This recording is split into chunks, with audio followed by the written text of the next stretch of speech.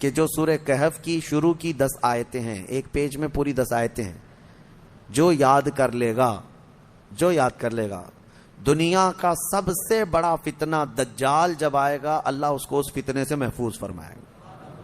میں سورہ کہف کو عرض کرتا ہوں کیونکہ بہت فضیلت والی سورہ آج ہم نے تلاوت کی ہے، بالکل بیچوں بیچ میں یہ سورہ آئی ہے قرآن پاک کے، سورۃ الکہف۔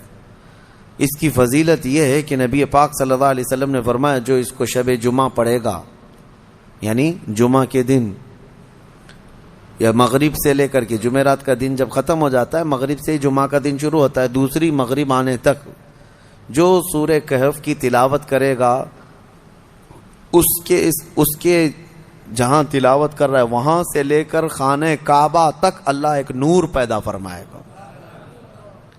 اور بھی بہت ساری فضیلتیں کنز العمال میں آئی ہیں، فرمایا کہ جو سورہ کہف پڑھے گا اللہ اسے 3 دن تک ہر طرح کے گناہوں سے بچا لے گا، اور پھر کنٹینیو کرتا رہے۔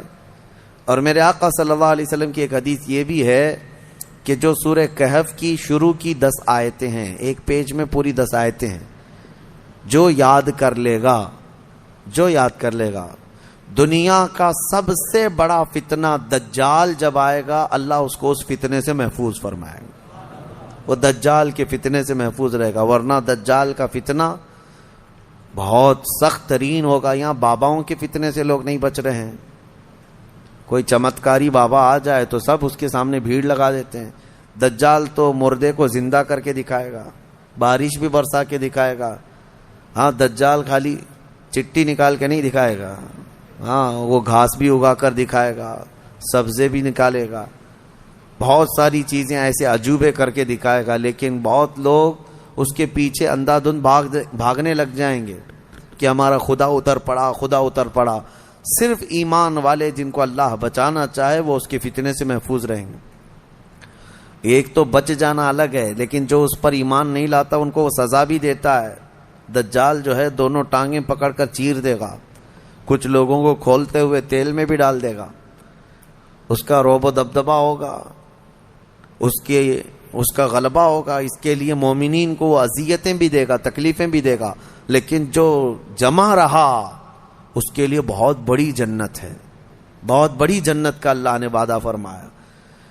لہذا اس فتنے سے حفاظت کے لیے حدیث میں ملتا ہے کہ جو سورہ کہف کی 10 آیتیں روزانہ رات کو پڑھ لیا کرے، اللہ تعالیٰ اس کو دجال کے فتنے سے محفوظ فرماتا ہے۔ اللہ کریم ہم سب کو دجال کے آنے تک دنیا میں نہ رکھے۔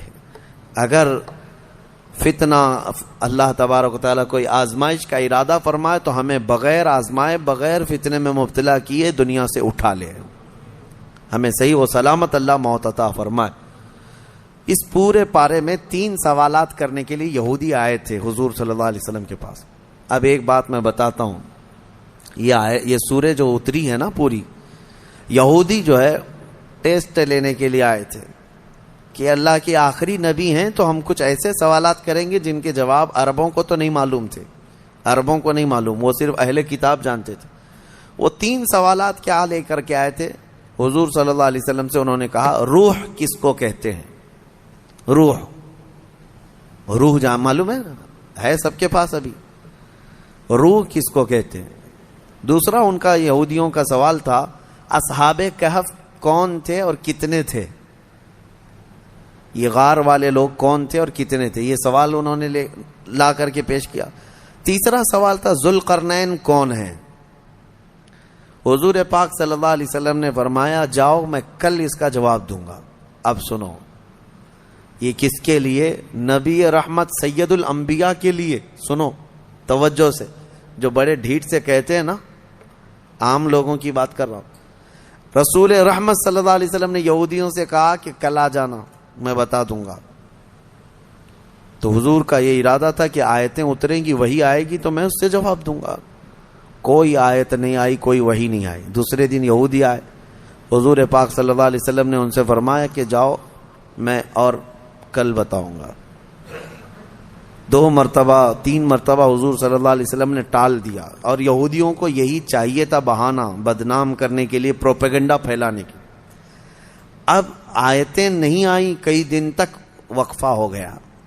روز آیت آتی تھی، کبھی دن میں کئی مرتبہ آیتیں اترتی تھی، لیکن اتنا لمبا وقفہ ہو گیا حضور اکرم صلی اللہ علیہ وسلم کے قلب اطہر پر یہ بات بہت گراں گزر رہی تھی کہ کیا ہو گیا.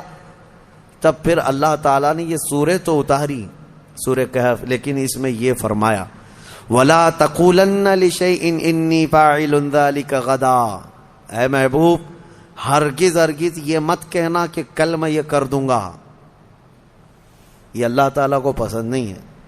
اپنے رسول کو اللہ تعالیٰ فرما رہا ہے ہرگز یہ مت کہنا کہ کل میں یہ کر دوں گا، الا ان یشاء اللہ.